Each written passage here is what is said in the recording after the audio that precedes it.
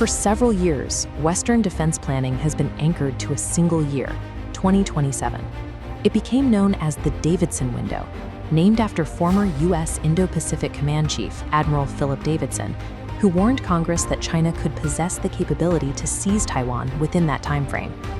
The logic behind the date was tied to the centennial of the People's Liberation Army. President Xi Jinping had issued a clear modernization mandate. The military needed to be capable of executing a Taiwan operation by 2027. But the 2026 U.S. intelligence assessment shifted the perspective. The Office of the Director of National Intelligence concluded that Beijing actually has no fixed timetable for reunification and no active plan to launch an invasion in 2027. This revised assessment does not imply the region is secure. Projecting conflict based on political schedules can create a false sense of security about the years preceding and following those dates. While the debate centered on calendar milestones, the physical landscape changed. The infrastructure, logistics networks, and hardware required for an invasion are already in place. To understand the current level of readiness, we look to the geography of the Fourth Taiwan Strait crisis, which began in the summer of 2022 across the 100-mile stretch of water separating the island from the mainland. The catalyst for the military escalation was a diplomatic visit to Taipei by then U.S. House Speaker Nancy Pelosi. In response, Beijing launched a series of live-fire drills that encircled the island. The maps of the Joint Sword 2024 exercises show the transition into active operational zones that bracketed Taiwan's busiest international shipping lanes and aviation routes. These maneuvers utilized the Navy, Air Force, Rocket Force, and Coast Guard to seal off the island's eastern flank. This positioning restricts Taiwan's energy imports and limits its traditional defensive safe zones. Beijing has normalized these operations, establishing a continuous, operational dry run for a total blockade. While naval maneuvers capture global attention, a critical component of this strategy sits thousands of miles inland, buried within the barren deserts of Inner Mongolia. In March 2024, commercial satellite imagery revealed a massive construction project in the Aqsa Left banner. It is an exact, proportional mock-up of the Boyai Special Zone, the restricted district housing this building, Taiwan's presidential office, and the Ministry of National Defense.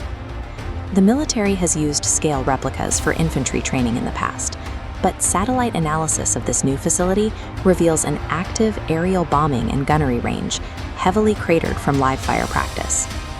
To support these inland strikes, the military expanded over 90 airfields along the southeastern coast, installing runways and hardened shelters to protect advanced aircraft like the J-20 stealth fighter. This infrastructure provides the capability for a precision-guided decapitation campaign, an attempt to paralyze Taiwan's political and military command in the opening minutes of a conflict. The challenge of moving heavy armor and thousands of troops across the strait led to a strategy known as military-civil fusion. By law, Chinese commercial shipping companies must build their vessels to military specifications. This means massive roll-on, roll-off civilian ferries are constructed with reinforced vehicle decks and military-grade communication systems, ready to be drafted into service. The scale of that shadow fleet is immense. In a single recent exercise, a network of these commercial ferries transported over 58,000 troops and 8,500 armored vehicles across 11 different ports. To mask these movements from overhead satellites, the military practiced deploying modular floating causeways that allow ships to unload tanks directly onto undefended beaches.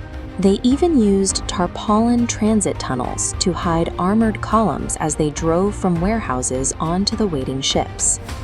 This integrated civilian fleet provides a pre-built second-wave reinforcement force, operating in plain sight as everyday commercial maritime traffic.